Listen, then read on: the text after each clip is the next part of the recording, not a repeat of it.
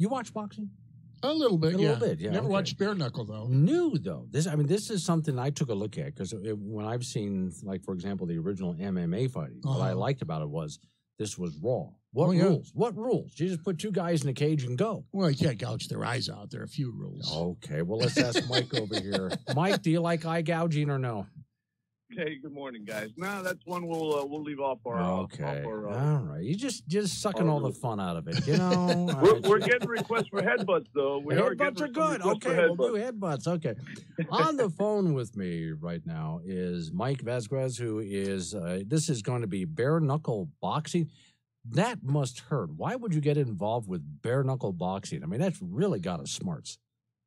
Well, actually, the science behind it, the British Medical Association and many others have realized that the boxing gloves were actually invented to protect the hands so the hands could hit the head more.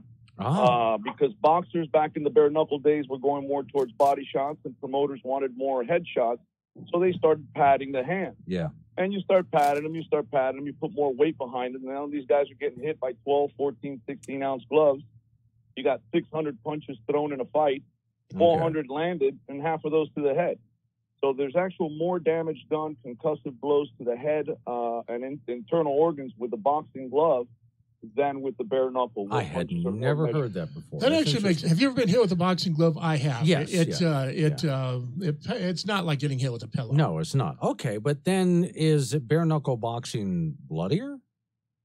Well, when you go bare knuckle, there's more of a chance to have more superficial wounds, which could be a cut in the hand, a cut on the face, or something. Right. But again, they're usually shorter fights. And there's really, if you look at it, you ask any MMA guy, would you rather get punched with a bare hand, bare knuckles to the face, or would you rather get elbowed, kicked, or kneed to the face, which are all legal in MMA? And they will all tell you they'd rather get punched. Okay. Now, let me ask you this, as long as I'm going down this. Do you still do anything to protect your hands? Because when you get a good bone-on-bone shot there, I mean, you could break something.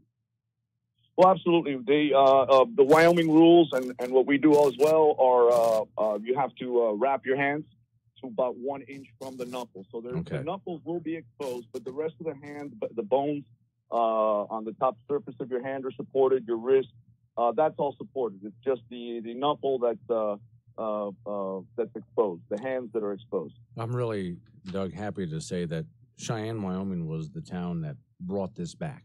Well, yeah, we legalized it. Yeah. So it's still illegal, I think, in most places. So let me ask you then, when you decided to get into bare knuckle fighting here, was it as soon as they made this legal, did you decide, hey, I'm going to jump into that? I mean, did you come to Cheyenne just because, hey, I got to get into this? Well, actually, we got to give credit for Wyoming being pioneers and forward thinking and willing to what everybody's been discussing. Because I've been around all the country talking with different boxing commissions, and they're all in agreement. The bare knuckles is, it's where it started, and it's a safer approach. But they're a little hesitant just because of the politics. Just like your first initial perspective was, wow, it must be worse. When you start thinking about it, you read, medical studies and boxers that are punch drunk from being training and padding and all that.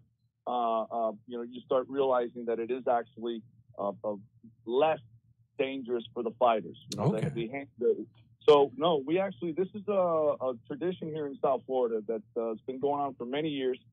Dada 5000 had been fighting and promoting fights in the famous greenhouse. I don't know if you've seen the movie Dogfight.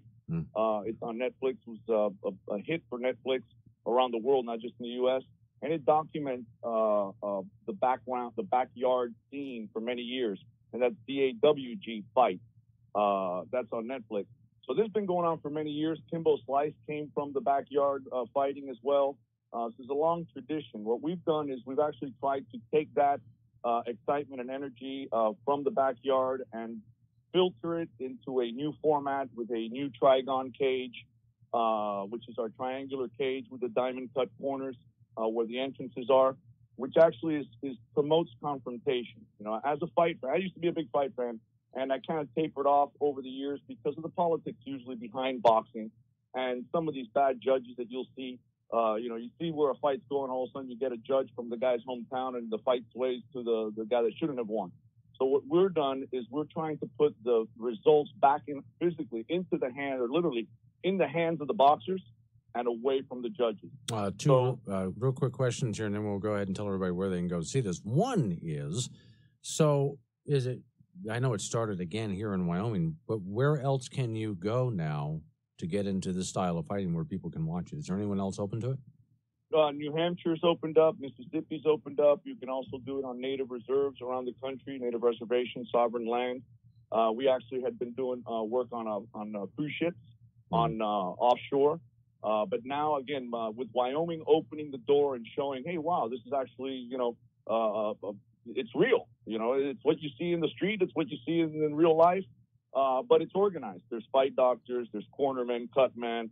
And we don't go 10 rounds or 12 rounds. We go 5 rounds, but we do complete 3-minute rounds, which is different from other groups that have started up doing the bare knuckle. Okay.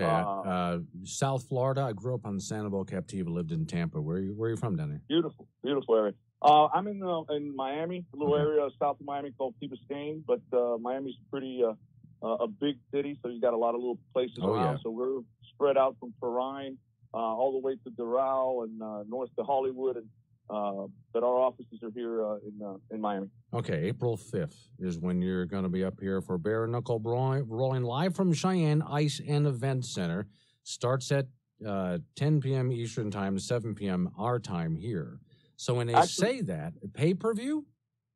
Yes, sir. Actually, we're going to have our weigh-in. It's going to be open to the public on the 4th. That'll start around 4 p.m. Fighters will be there and whatnot, and that's open to the public. We invite people to come by, meet the fighters. Dot will be there. He'll sign some autographs. The fight itself is on the 5th. Gates open at 6. We're going to have some prelims free at 7 p.m. For the pay-per-view. The pay-per-view actually will start at 8 p.m. local time. But the fights and preliminary fights will start at 7 p.m. Where do people find the pay-per-view? Well, where do people find the pay-per-view, and where do people get tickets here in Cheyenne? At the Cheyenne Ice and Event Center, their website. They can also jump on bybextreme.com. The pay-per-view will be if your local cable and satellite in demand, as well as the Fight app, FITE, or Fight TV. They will all stream it. It's $24.99. 10 bare knuckle fights and 2 MMA fights, also in the same cage. So that's history as well. First time bare knuckles done in a cage. First time boxing and MMA is done in the same venue, the same night, and in the same cage. So it's a lot of firsts. All right. This is going to be a great night. Hey, thanks for coming on with us. I appreciate it. Thank you for having us. I hope you guys get out of that snow. Oh, yeah, we're digging. We're digging, man. So you see now, Doug, there are rare times when sports can be interesting to me. That was fascinating.